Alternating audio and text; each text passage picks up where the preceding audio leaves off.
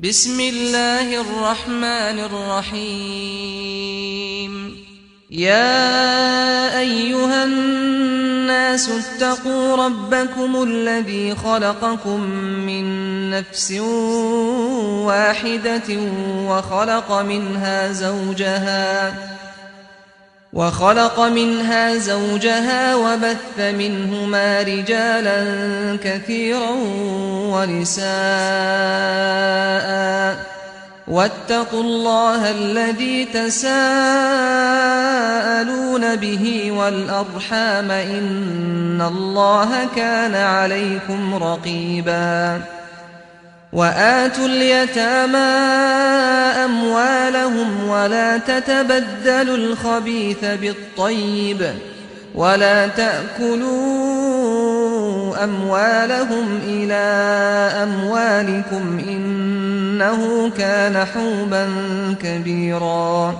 وإن خفتم ألا تقسطوا في اليتامى فانكحوا ما طاب لكم من النساء مثنى وثلاث ورباع، فإن خفتم ألا تعدلوا فواحدة أو ما ملكت أيمانكم ذلك أدنى ألا تعولوا. وآتوا النساء صدقاتهن نحلة، فإن طبن لكم عن شيء منه نفسا فكلوه هنيئا مريئا. ولا تؤتوا السفهاء أموالكم التي جعل الله لكم قياما وارزقوهم فيها واكسوهم وقولوا لهم قولا معروفا.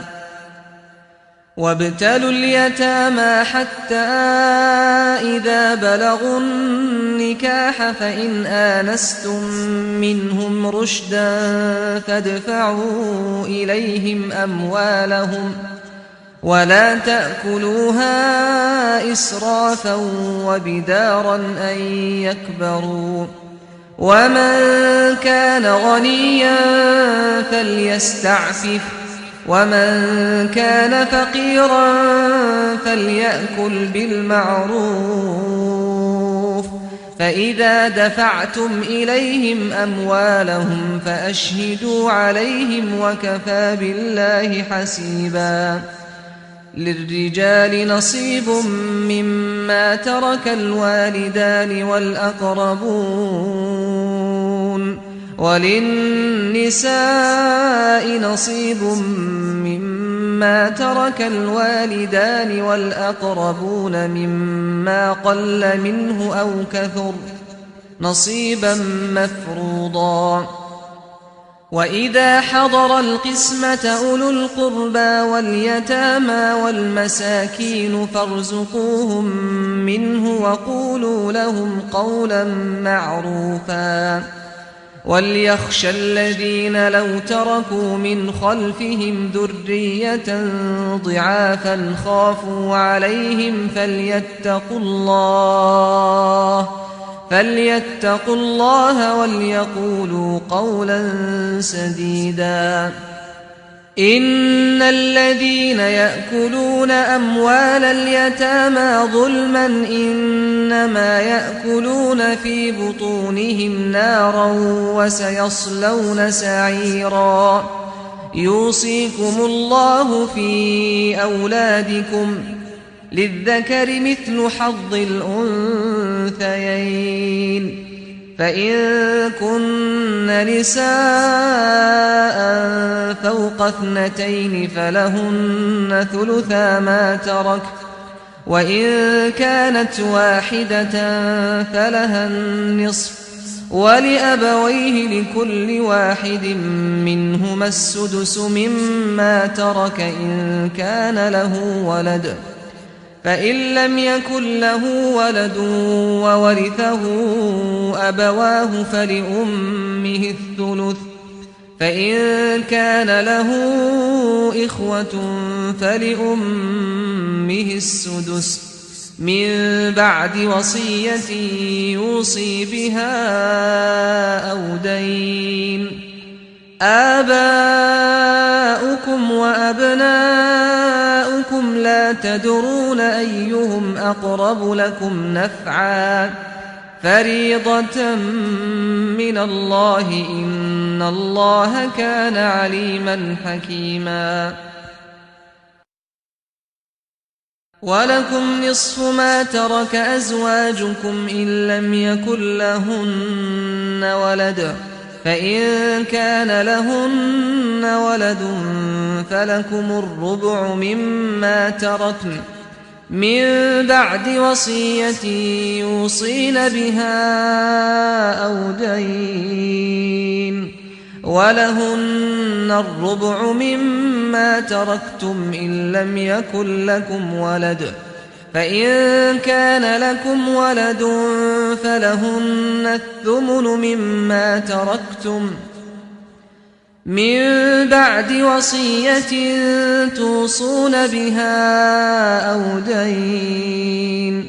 وإن كان رجل يورث كلالة أو امرأة وله أخ أو أخت فلكل واحد منهما السدس فإن كانوا أكثر من ذلك فهم شركاء في الثلث من بعد وصية يوصى بها أو دين غير مضار وصية من الله والله عليم حليم. تلك حدود الله ومن يطع الله ورسوله يدخله جنات تجري من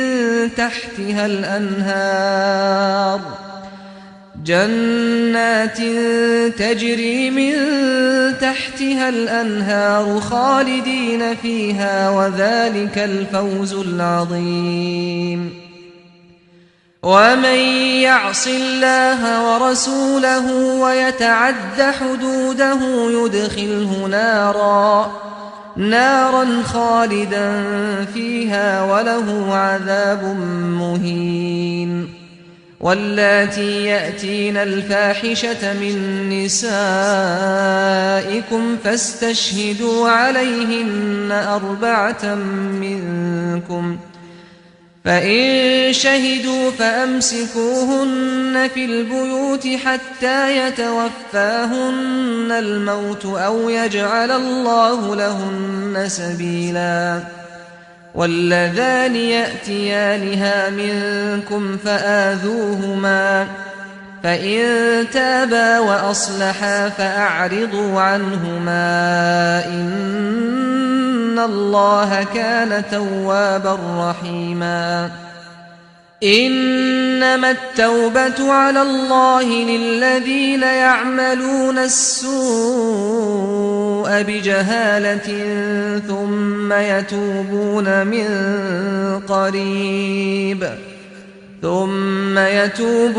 من قريب فأولئك يتوب الله عليهم وكان الله عليما حكيما. وليست التوبة للذين يعملون السيئات حتى إذا حضر أحدهم الموت قال إني تبت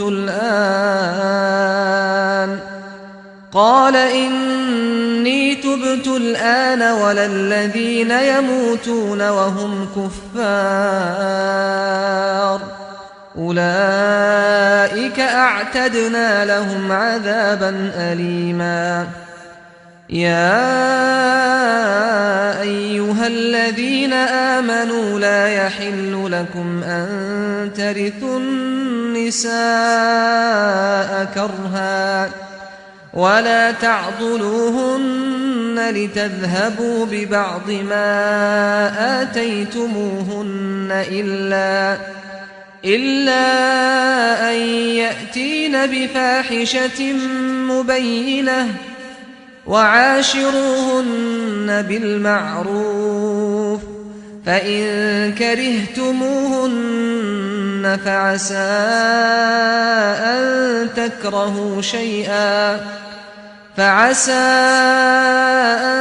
تكرهوا شيئا ويجعل الله فيه خيرا كثيرا.